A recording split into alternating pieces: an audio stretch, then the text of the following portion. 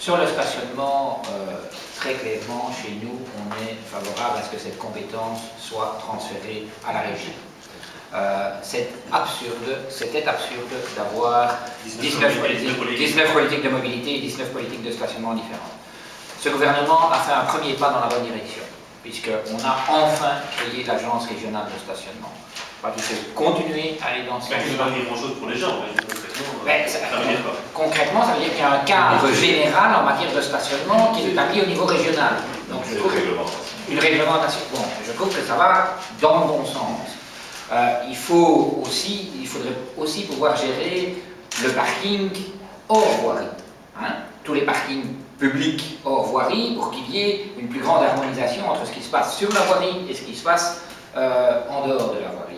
Mais pour le reste, pour nous, c'est la région qui peut gérer seule l'ensemble de la politique de stationnement à Bruxelles.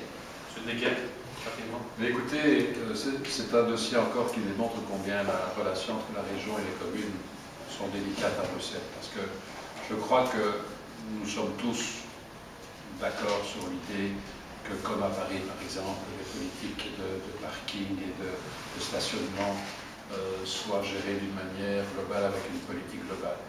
Au-delà de ça, ce que l'on ressent très bien à la conférence des bourgmestres, quel que soit leur parti, c'est qu'ils pensent en termes aussi de recettes communales et ils se disent si la recette aussi de ce stationnement va intégralement à la région, qu'est-ce que la région nous retrocède et quelle est la justice et les équilibres dans ce domaine qui vont se mettre en place.